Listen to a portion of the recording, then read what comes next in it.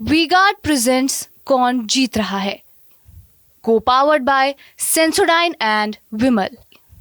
बोलो जुबां केसरी।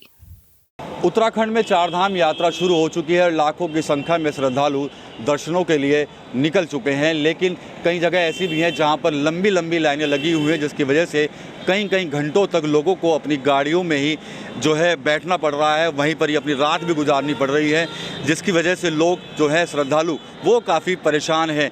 चारधाम यात्रा जब शुरू होती है तो उत्तर प्रदेश से भी लाखों की संख्या में श्रद्धालु जो है वो दर्शनों के लिए निकलते हैं। लेकिन 11 मई को कपाट खुलने के बाद जो फ्लो होना चाहिए था श्रद्धालुओं का वो नहीं है, जिसकी वजह से टूर एंड ट्रैवल्स के जो कंपनियां हैं या जो कारोबारी हैं वो काफ़ी परेशान हैं। मंदी उनके ऊपर काफ़ी देखने को मिल रही है, क्योंकि इस वक्त तक काफ़ी बुकिंग हो जाती थी। लेकिन जिस तरह से चारधाम यात्रा में इस वक्त भारी भीड़ जुट रही है और लोग फंसे हुए हैं कई जगहों पर, उसकी वजह से गाड़ियाँ जो है आगे नहीं जा पा रही हैं। इसके कारण कई लोगों ने या तो अपनी जो बुकिंग है वो कैंसिल करा दी या फिर उसकी डेट जो है वो आगे बढ़ा दी है। चारधाम यात्रा को लेकर टूर एंड ट्रैवल जो मालिक हैं उनकी क्या स्थिति है, वो क्या कुछ कहते हैं, क्योंकि मंदी का दौर है। इस वक्त काफ़ी बुकिंग उनके पास हो जाया करती थी, लेकिन अभी या तो कुछ लोग कैंसिल करा चुके हैं या फिर वो अपनी डेट जो है वो आगे बढ़वा चुके हैं। राजीव सिंघल जी हैं यहाँ पर, टूर एंड ट्रैवल संचालक, उनसे बात करेंगे। सिंघल साहब, ये बताइए कि इस वक्त तो काफ़ी बुकिंग हो जाया करती थी, लोगों ने आगे भी बढ़वा दी है बुकिंग, तो क्या लग रहा है कि कितना मंदा है इस बार? इस बार मंदा है। मंदे का कारण सिर्फ क्या है, वहाँ जो ज़्यादा पब्लिक पहुँच गई है उसका मैनेजमेंट प्रशासन द्वारा सही नहीं किया जा रहा है, और भीड़ ज़्यादा होने की वजह से लोगों को जैसे जैसे पता लग रहा है समाचार के माध्यम से कि वहाँ भीड़ है, तो लोग अपनी बुकिंग आगे कन्वर्ट कर रहे हैं या कैंसिल कर रहे हैं। ये स्थिति फ़िलहाल इस समय है। तो कितना असर पड़ रहा है आपके कारोबार पर इससे? इस समय तो कोई यात्रा की बुकिंग ही नहीं है हमारे पास, सारी बुकिंग ही ख़त्म हो गई हैं। जो बुकिंग है अब नेक्स्ट पीरियड में होंगी, जब वहाँ छीड़ अगर कुछ हो गई तो। चलिए, यहाँ पर ड्राइवर भी हैं, कुछ उनसे भी बात करेंगे। जो लोग यात्रा पर जाते थे गाड़ियों को लेकर, उनकी क्या स्थिति है? रवि, तो तुम गाड़ी लेकर जाते थे चारधाम यात्रा पे, क्या इस बार गए हो नहीं अभी तक? इस बार यात्रा बहुत ही कम आई है, क्योंकि वहाँ पर रश इतना है कि प्रशासन कवर नहीं कर पा रहा रश को।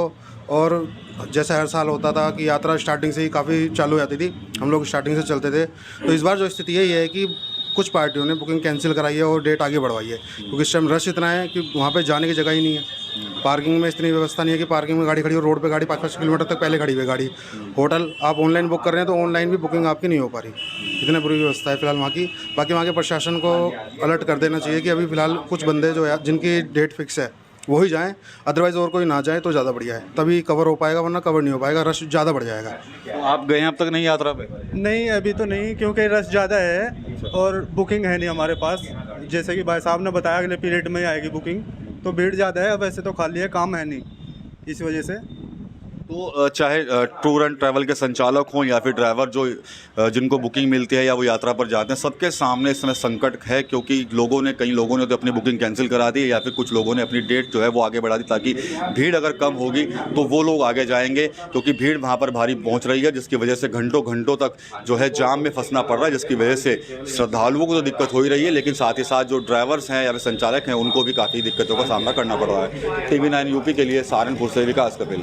वी गार्ड प्रेजेंट्स कौन जीत रहा है, को पावर्ड बाय सेंसोडाइन एंड विमल। बोलो जुबां केसरी।